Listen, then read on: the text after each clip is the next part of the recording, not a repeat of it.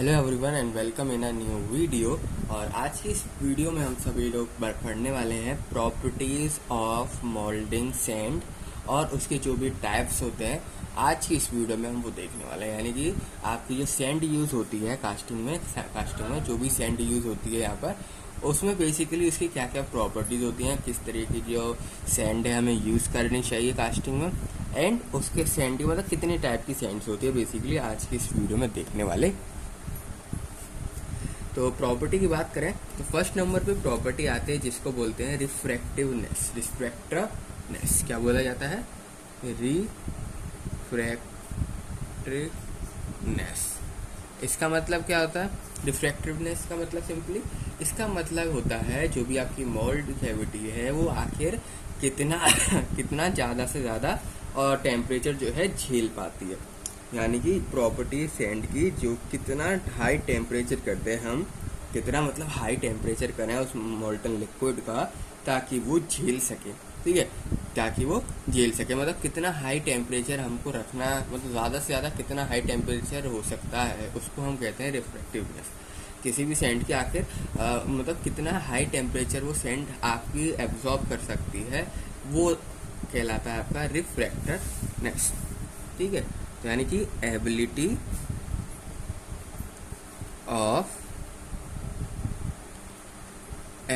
Of moulding sand to withstand high temperature. याद रखना high temperature की बात हो रही है, high temperature of molten liquid या फिर molten without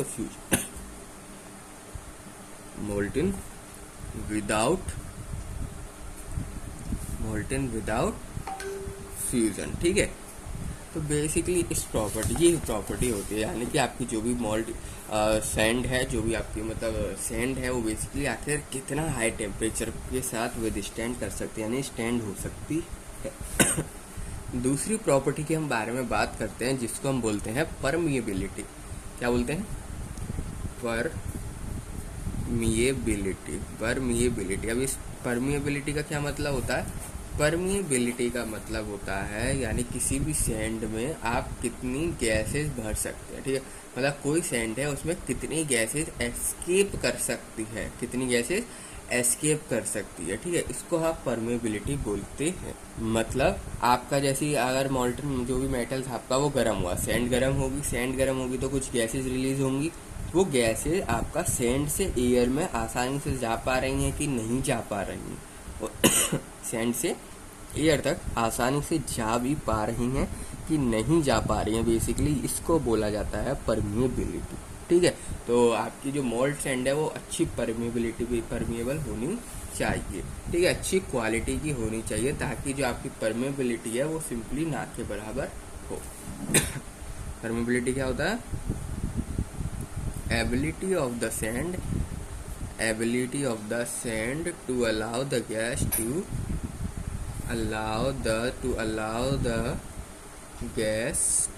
gases to escape, ठीक है। और ये सिंपली आपका परमिएबिलिटी जो है परमिएबिलिटी नंबर के टर्म्स में जो है मेज़र किया जाता है। परमिएबिलिटी को मेज़र करने का क्या तरीका होता है? ये बेसिकली परमिएबिलिटी नंबर के थ्रू मेज़र किया जाता है। तो it is measured in terms of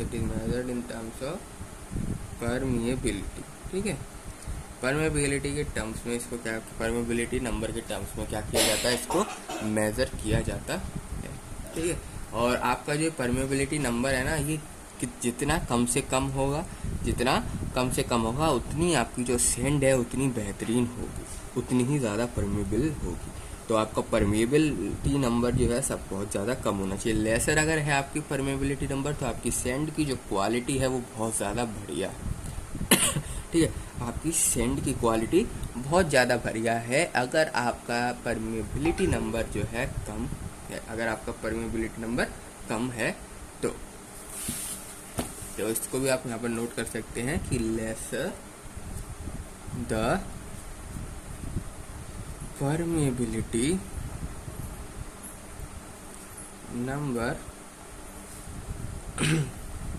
better quality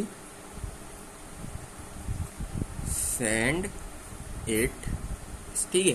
sand आपकी उतनी बढ़िया होगी जितना बढ़िया आपका, जितना कम से कम आपका परमेबिलिटी नंबर हो। अब इसके बाद जो तीसरी प्रॉपर्टी होती है उसको बोला जाता है फ्लोएबिलिटी। क्या बोला जाता है? फ्लोएबिलिटी, ठीक है, फ्लोएबिलिटी बोला जाता है। अब इसका क्या मतलब होता है? फ्लोएबिलिटी का मतलब, फ्लोएबिलिटी सिंपली एबिलिटी होती है सैंड की कि वो पैटर्न में, जो भी आपका पैटर्न है उसमें क्या हो सके, मूव कर सके इजीली। पैटर्न है आपका, पैटर्न है कैविटी के अंदर, मतलब सिंपली आपके पास क्या है, मोल्ड कैविटी है, उसके अंदर आपका पैटर्न है, एंड पैटर्न के आसपास क्या है, सैंड। तो सैंड इजीली मूव हो सके, इसको फ्लोएबिलिटी कहा जाता है, ठीक है। सैंड को कोई दिक्कत नहीं है मूव करने में पैटर्न के अराउंड, इसको बोला जाता है फ्लोएबिलिटी, ठीक है। जो भी फोर्स है, वो जो फोर्स लग रहा है अब वो अपना ही लग रहा है, कोई बाहर से ज़्यादा नहीं लगा रहा है फोर्स, पर उससे ही क्या हो रहा है, जो फोर्स लग रहा है, सिंपली जो भी फोर्स उसमें हम लगाएंगे या फिर जो भी फोर्स हल्का सा लग रहा है, उससे सैंड आपका अगर इजीली फ्लो कर पा रहा है, सैंड इजीली फ्लो कर पा रही है, सैंड इधर से उधर अराउंड पैटर्न के अराउंड जो है यहाँ पर मूव कर पा रही है, तो उसको हम बोलते हैं फ्लोएबिलिटी, ठीक है। तो फ्लोएबिलिटी क्या होता है? फ्लोएबिलिटी एक तरीके से एबिलिटी होती है सैंड की, यानी कि ability of the moulding sand, ability of the moulding sand to move around the pattern, to move around the pattern due to remaining force, ठीक है, बचा कुछ फोर्स से ही, ड्यू टू रिमेनिंग नहीं कहेंगे हम, इसको कहेंगे ramming force, due to ramming force, ठीक है, ड्यू टू रेमिंग फोर्स। तो इसको बेसिकली फ्लोएबिलिटी कहा जाता है, यानी कि आपकी सैंड इजीली मूव करनी चाहिए आपके पैटर्न के अराउंड, ठीक है। अब पैटर्न वगैरह क्या होता है, इसकी वीडियो मैंने आपको बता रखी है, पैटर्न क्या होता है, पैटर्न अलोरेंस क्या होता है, तो वो वाली वीडियो भी जरूर देख लेना अगर पैटर्न के बारे में आपको नहीं पता। फोर्थ नंबर की अगर मैं बात करूं तो उसका होता है स्ट्रेंथ। सैंड में आके सैंड की जो है स्ट्रेंथ कितनी है, ठीक है। स्ट्रेंथ अगर मतलब सिंपली जो आपका शेप और साइज है कैविटी का, वो किस तरीके से है, वो डिपेंड करेगा सैंड की स्ट्रेंथ पे। आपने क्या किया, पैटर्न को जैसे हम रिमूव करते हैं सैंड में से, पैटर्न हमारा तैयार है, बन के तैयार हो गया। अब उसको हम अगर रिमूव करते हैं तो basically sand हिलेगी।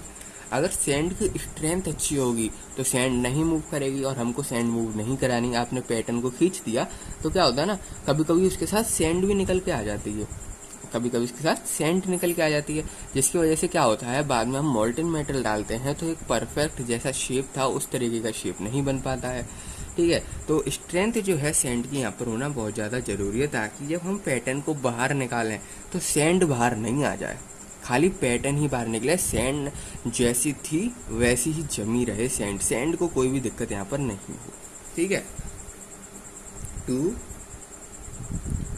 retain the shape and size of the cavity, to retain the shape and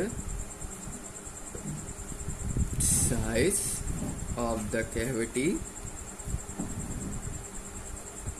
after removal of pattern, strength is must, ठीक है। पैटर्न की स्ट्रेंथ आपकी तगड़ी होनी चाहिए, ताकि जो भी सिंपली आपने निकाला तो जिससे स्ट्रेस अप्लाइड हुआ होगा तो उस स्ट्रेस को वो झेल सके, आपकी सैंड स्ट्रेस को झेल सके और स्ट्रेस के साथ खड़ी हो सके। तो सिंपली आपकी जो सैंड की स्ट्रेंथ है वो क्या होनी चाहिए, बहुत ज़्यादा अच्छी होनी चाहिए, ठीक है। Must stand and also to withstand the stress applied by the molten metal mold molten metal mould must be sufficient strength, उसकी जो स्ट्रेंथ है वो सफिशिएंट होनी चाहिए, ठीक है। Mould must have sufficient strength, उसकी जो स्ट्रेंथ है वो सफिशिएंट होनी चाहिए, यानी कि उसकी स्ट्रेंथ थोड़ी बहुत सही होनी चाहिए, ताकि जब पैटर्न को रिमूव करें जो भी स्ट्रेस सैंड पे लग रहा हो, स्ट्रेस वगैरह, वो स्ट्रेस को झेल सके, ठीक है। तो मतलब स्ट्रेंथ कुल मिला के आपकी अच्छी होनी चाहिए सैंड की। अब स्ट्रेंथ की बात कर ली ना, तो स्ट्रेंथ के बेसिस पे ना सैंड को डिवाइड किया जाता है, क्लासिफाई किया जाता है, ठीक है। स्ट्रेंथ के बेसिस पे आपकी जो सैंड होती है उसको क्लासिफाई किया जाता है, या फिर आप कह सकते हो डिवाइड किया जाता है। तो on the basis of strength, on the basis of strength sand can be classified. अब कितने तरह की क्लासिफाइड होता है? Classified as follows. कौन कौन सी क्लासिफिकेशन है, कौन कौन से हैं जो चीज़ सिंपली क्लासिफाई करी जाती है? फर्स्ट ऑफ ऑल जो होती है वो होती है ग्रीन सैंड। क्या होती है आपकी? Green sand. आपने कई बार सुना होगा ग्रीन सैंड के बारे में, ठीक है। फर्स्ट जो होती है वो सिंपली ग्रीन सैंड होती है। आपको ज़्यादातर जो है ग्रीन सैंड यूज़ करोगे, ठीक है। मतलब जब भी अगर आप कॉलेज वगैरह में हो तो बेसिकली आप ग्रीन सैंड को यूज़ करते हो, क्योंकि वो बहुत ज़्यादा सॉफ्ट होती है और उसके अंदर ना मॉइस्चर का कंटेंट होता है। सैंड के अंदर क्या होता है? मॉइस्चर का कंटेंट। आप देखोगे उस सैंड को जब यूज़ करोगे तो वो देखोगे बहुत ज़्यादा मॉइस्चर आपको मिलेगा, ठीक है। उसके अंदर आपको मॉइस्चर पता चलेगा कि हाँ ये अगर सैंड के अंदर आपको छूने से लग रहा है कि हाँ थोड़ा सा मॉइस्चर टाइप है, देन वो आपकी ग्रीन सैंड है, ठीक है। तो क्या है आपकी? ग्रीन सैंड, ठीक है। तो और दूसरी कौन सी सैंड होती है? दूसरी सैंड का नाम होता है ड्राई सैंड। क्या होता है? Dry sand. और एक और सैंड होती है जिसको बोला जाता है हॉट सैंड। स्ट्रेंथ के बेसिस पे जो सैंड होती है इन्हीं तीन में क्लासिफाई करी जाती है, ठीक है। स्ट्रेंथ के बेसिस पे याद रखना। First of all green sand की मैंने आपको बता दिया। ग्रीन सैंड क्या होता है? सिंपली ये कंटेन करता है मॉइस्चर को, तो इट कंटेन मॉइस्चर एंड, और स्ट्रेंथ तो है, ठीक है, स्ट्रेंथ तो है ये, एंड इट्स स्ट्रेंथ। और इसको ना हम ग्रीन स्ट्रेंथ भी बोलते हैं, also known as green sand को हम ग्रीन स्ट्रेंथ भी बोलते हैं, ठीक है। क्योंकि बात ये, क्योंकि ये ग्रीन स्ट्रेंथ इसलिए बोला जाता है क्योंकि ये स्ट्रेंथ के बेसिस पे क्या होती हैं? क्लासिफाई करी जाती हैं, इसलिए इसको ग्रीन स्ट्रेंथ भी जो है बोला जाता है। अगली बारी थी हमारी ड्राई सैंड की। अभी ड्राई सैंड क्या होता है? जब आपका मोल्टन मेटल मोल्ड कैविटी के अंदर जाता है, आपका मेटल पिघला दिया आपने, अब उसको कैविटी के अंदर आप भेजते हो, जिसकी वजह से कैविटी के अंदर अब मेटल जो आया है वो पिघल के आया, यानी कि उसका जो टेम्परेचर होगा वो बहुत ज़्यादा हाई होगा। अगर वो मोल्ड कैविटी के अंदर जा रहा है, ठीक है, मोल्ड कैविटी के अंदर आपका जो है मोल्टन मेटल जा रहा है, तो बेसिकली बहुत ज़्यादा हीट प्रोड्यूस होगी, ह्यूज अमाउंट में हीट प्रोड्यूस होगी, ठीक है। अब हीट प्रोड्यूस हो रही है, अब सैंड में होता है मॉइस्चर। सैंड में क्या होता है? मॉइस्चर। चाहे कोई सी भी सैंड हो, मॉइस्चर तो होगा ही ना। तो सिंपली मॉइस्चर क्या होने लगता है? अब हीट आ रही है तो मॉइस्चर क्या होगा? इवेपोरेट। और जो आपकी सैंड है वो बन जाएगी ड्राई। अब मॉइस्चर ही चले गया तो सैंड क्या बन जाती है? ग्रीन सैंड का एग्जांपल लेते हैं। मोल्ड कैविटी के अंदर ग्रीन सैंड है, ठीक है। मोल्टन मेटल गया कैविटी के अंदर, जैसे ही मोल्टन मेटल गया और बहुत ज़्यादा हीट प्रोड्यूस होगी, बिकॉज वो बहुत ज़्यादा गर्म है। जो मोल्टन मेटल है भाई, गर्म तो होगा ही, अंदर जाएगा, बहुत ज़्यादा हीट प्रोड्यूस होगी। ग्रीन सैंड का मतलब लॉट ऑफ मॉइस्चर। अब जब जैसी हीट अंदर आई, जैसी हीट जो है आपकी सैंड में एंटर करी, क्या होगा उससे? Moisture evaporate. अब मॉइस्चर इवेपोरेट होते एक टाइम आएगा जब मॉइस्चर खत्म हो जाएगा सैंड से, तो वो ग्रीन सैंड रही नहीं। जब मॉइस्चर ही हट गया, ड्राई हो गई यानी कि सैंड, तो इसलिए उसको ड्राई सैंड बोला जाता है। उसको क्या बोला जाता है? ड्राई सैंड, जिसमें मॉइस्चर का नामो निशान नहीं होता, मॉइस्चर जो है इवेपोरेट कर दिया जाता है, उस सैंड को ड्राई सैंड बोलते हैं, याद रखना। सैंड आपकी ग्रीन सैंड रहती है, उसमें हम मोल्टन मेटल डालते हैं, मॉइस्चर इवेपोरेट हो जाता है, देन वो जो सैंड ग्रीन सैंड थी वही आपकी ड्राई सैंड बन जाती है यहाँ पर। ठीक है। तो ड्राई सैंड, अब ड्राई सैंड सिंपली क्या है, after filling the molten metal, after filling the molten metal in the mold cavity, in the mold cavity due to huge heat। अब मोल्ड कैविटी के अंदर जाएगा तो आपको सी बात है हीट तो आपकी है ही है। अब हीट जब टकराएगी आपकी सैंड से तो जो मॉइस्चर होगा वो क्या हो जाएगा, moisture will remove, moisture will remove, या फिर रिमूव नहीं कहेंगे हम, मॉइस्चर कहेंगे, मॉइस्चर विल इवेपोरेट। ठीक है, क्या कहेंगे, moisture will evaporate and sand become dry, and sand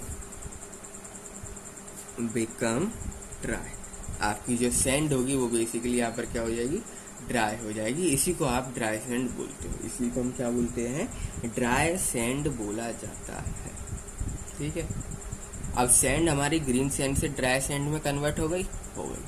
अब आपकी जो ड्राई सैंड होती है ना, अब आपकी जो ड्राई सैंड होती है, जब आपकी जो सैंड है ड्राई हो जाती है, पर उसके अंदर तो लिक्विड मेटल है ही है, जो हमने फिलअप किया था वो लिक्विड मेटल तो है ही है।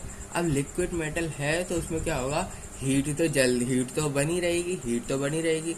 आपका इवेपोरेशन खत्म, मतलब मॉइस्चर था वो हट गया, हीट तो नहीं हटी, हीट तो अभी है ही है उसमें। अब हीट उसमें है ही है, और हीट है ही है तो यानी हीट रिलीज होती जाएगी। अब ड्राई सैंड में क्या होती जा रही है, हीट रिलीज होती जा रही है। ड्राई सैंड में हीट क्या होती जा रही है, रिलीज होती जा रही है अभी भी, जिसकी वजह से आपकी सैंड जो है बहुत ज़्यादा हॉट हो जाती है। ठीक है, सैंड आपकी क्या हो जाती है, हॉट हो जाती है, बिकॉज उसके अंदर जो भी आपका मॉइस्चर होता है वो तो सारा रिमूव हो ही चुका होता है। मॉइस्चर तो रिमूव कर ही दिया, जब भी तो ड्राई सैंड हुई। अब ड्राई सैंड में भी और हीट करते गए, जिसकी वजह से जो आपकी सैंड है बहुत ज़्यादा गर्म हो जाती है, बहुत ज़्यादा हॉट हो जाती है। उस स्टेज को, उस सैंड की जो स्टेज है उसको बोला जाता है हॉट सैंड या फिर hot strength.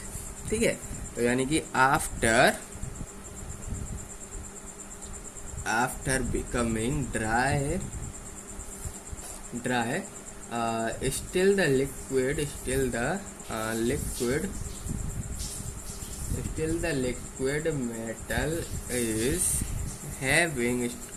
liquid metal is having more heat due to which क्या होगा, फिर जब की सैंड है वो बन जाएगी बहुत ज्यादा हॉट, तो सैंड विल become hot, और simply complete moisture will remove, complete moisture will remove from the sand, जिसके कारण वर्ष जो आपकी सैंड जब दिखेगी उसकी जो स्ट्रेंथ होगी वो हॉट स्ट्रेंथ कहलाएगी। ठीक है, तो स्ट्रेंथ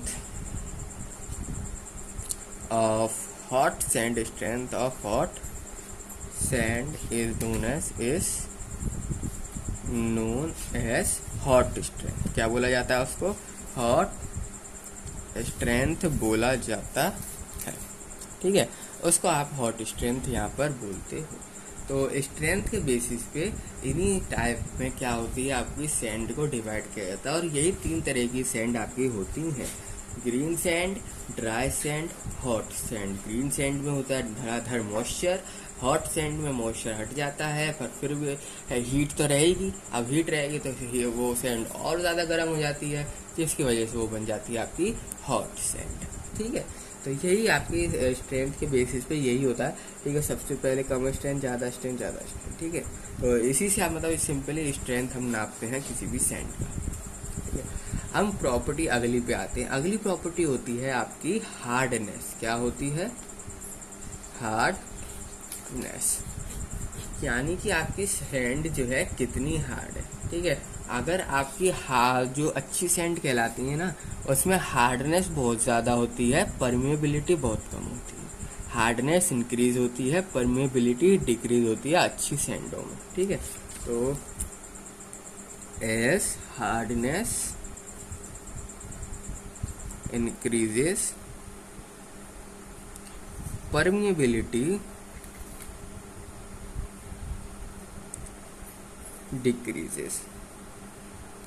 परमेबिलिटी जो होती है वो डिक्रीज हो जाती है, आपकी जो हार्डनेस होती है वो इंक्रीज हो जाती है। ठीक है, आपकी सैंड अगर अच्छी सैंड वो कहलाएगी जिसमें आपकी जो हार्डनेस होगी ना, जो आपकी हार्डनेस होगी यानी सैंड कितनी मजबूत है, सिंपली जो आपकी हार्डनेस होगी और जो आपकी स्ट्रेंथ होगी वो दोनों में आपका एक परफेक्ट बैलेंस होना चाहिए। ठीक है, उसी को अच्छी सैंड बोलते हैं, जिसमें हार्डनेस एंड जो आपकी स्ट्रेंथ होती है उसमें परफेक्ट बैलेंस होता है। किसमें किसमें देयर मस्ट बी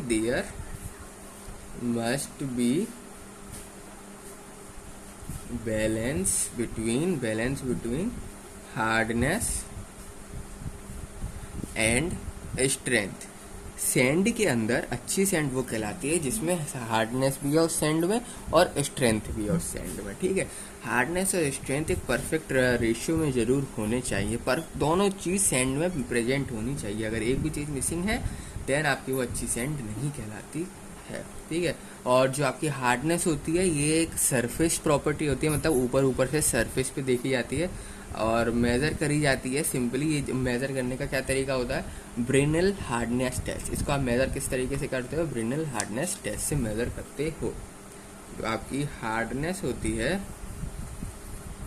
वो आपकी जो होती है simply surface property is a surface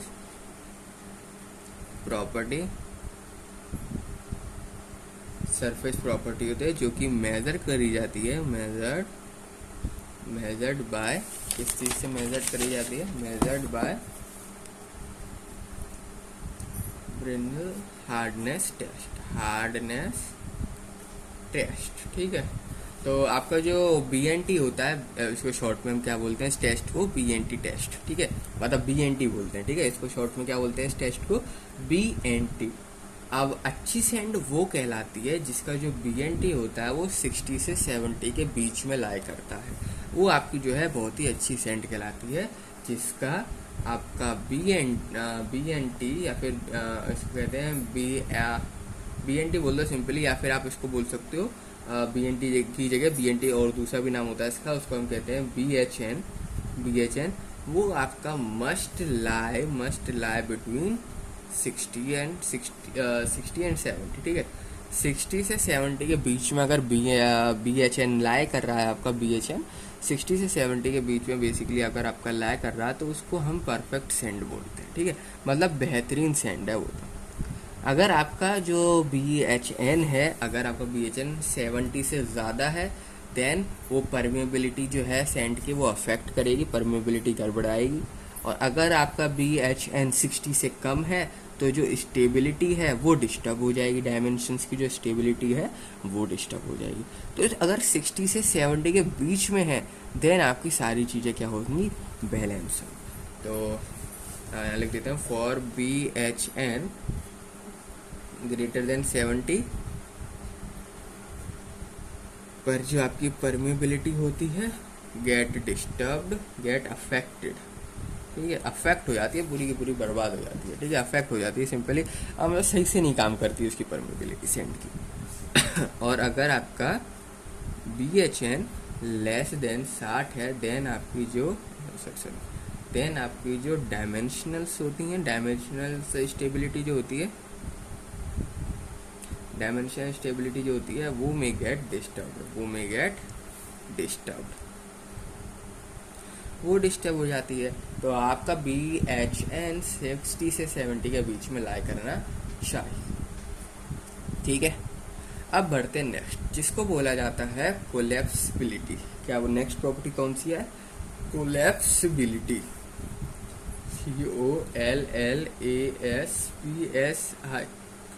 COLASPSIBILITY, कोलैप्सिबिलिटी। ठीक है, अब ये क्या होता है, ये एक तरीके से आपकी एबिलिटी होती है सैंड की, जो कि क्या करती है, रेजिस्टेंस को कंस्ट्रक्ट करती है, एक्सपेंड करती है कास्टिंग मटेरियल। ठीक है। जो भी आपका रेजिस्टेंस ऑफर किया जाता है, जो भी रेजिस्टेंस आपका बनता है, जो भी रेजिस्टेंस आपका फॉर्म होता है, रेजिस्टेंस किसी भी काम को, रेजिस्टेंस का मतलब क्या है, किसी भी काम को करने में जो रुकावट आ रही है बेसिकली, तो जो भी रुकावट आती है, जो भी रेजिस्टेंस फॉर्म होता है कंस्ट्रक्शन के समय, ठीक है, वो बहुत ही ज़्यादा एक्सपेंशन होता है, सिंपली बहुत ज़्यादा एक्सपेंड कर जाता है, ठीक है, एक्सपेंड कर जाता है कास्टिंग मटेरियल के अंदर। तो कोलैप्सिबिलिटी सिंपली एबिलिटी होती है मोल्ड सैंड की, जिससे ये सारे जो रेजिस्टेंस वगैरह हैं, ये सारी रेजिस्टेंस वगैरह हो जाते हैं कम, ठीक है। तो ये सैंड की होती है प्रॉपर्टी, ज़्यादा रेजिस्टेंस ऑफर नहीं करती है आपकी सैंड कास्टिंग के दौरान, ठीक है। तो ये क्या है, ability of moulding sand due to which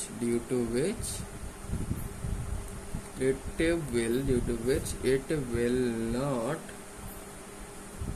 offer any resistance for construction or expansion of a casting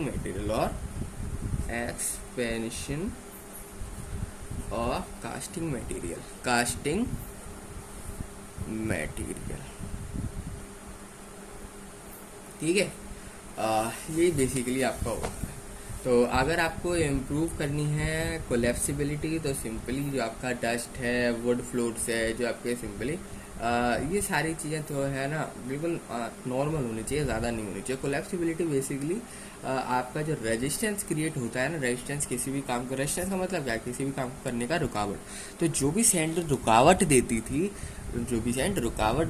उस सैंड की अगर प्रॉपर्टी है, उसकी कोलैप्सिबिलिटी वाली प्रॉपर्टी है, देन वो जो रेजिस्टेंस है उसको बहुत हद तक कम कर देती है, ठीक है। एकदम तो नहीं हटा पाती, पर बहुत हद तक क्या कर देती है, कम कर देती है, ठीक है। अब एक चीज़ आती है जिसको हम बोलते हैं प्रॉपर्टी, तो इतनी थी जो थी प्रॉपर्टी, ठीक है। तो अब बढ़ते हैं नेक्स्ट चीज़, जो कि होती है आपकी कोर एंड कोर पॉइंट्स। क्या होता है आपका कोर एंड कोर पॉइंट्स। अब ये क्या होता है, जब भी आपको बनाना हो, अगर कोई भी हॉलो कास्टिंग करनी हो, हॉलो कास्टिंग आपने सुना ना, हॉलो सिलेंडर, मतलब सिंपली अंदर से खोलना हो उसको, अंदर से आपको कास्टिंग करनी हो, हॉलो कास्टिंग करनी हो, खोखला बनाना हो, हॉलो कास्टिंग करनी हो, तो आप कोर को यूज़ करते हैं। हम किसको यूज़ करते हैं, कोर को यूज़ किया जाता है, ठीक है। तो for making any hollow casting, core is used. क्या यूज किया जाता है, कोर, ठीक है। तो आपका जो है कोर जो है बहुत ज़्यादा यूज किया जाता है। अब इस कोर को जो सपोर्ट करता है, ये सिंपली जो आपका कोर होता है, इसको ना पॉइंट्स नहीं, इसको बोला जाता है कोर प्रिंट्स, ठीक है। क्या बोला जाता है, कोर प्रिंट्स। अब कोर के बारे में तो हमने बात कर ली, बेसिकली कोर वो सब्सटेंस होता है जब हमको कोई हॉलो कास्टिंग करनी हो। अब कोर प्रिंट्स क्या होता है, कोर प्रिंट्स आपका एक तरीके से प्रोजेक्शन होता है जो कि सपोर्ट करता है कोर को, एक तरीके से प्रोजेक्शन होता है जो कि सपोर्ट करता है कोर को यहाँ पर सपोर्ट करता है, ताकि वो हॉलो कास्टिंग को सक्सेसफुली कर सके इनसाइड द मोल्ड कैविटी, यानी मोल्ड कैविटी के अंदर हॉलो कास्टिंग को आसानी से कर सके कोर। देन उसकी मदद करने के लिए आता है कोर पॉइंट, ठीक है। तो कोर पॉइंट है कुछ नहीं, एक तरीके से प्रोजेक्शन है जो आपका कोर प्रिंट्स। तो कोर प्रिंट से आपका वो are just the projection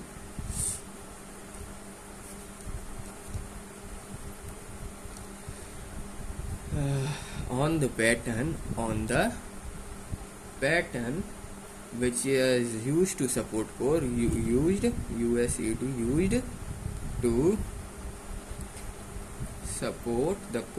to support the core inside the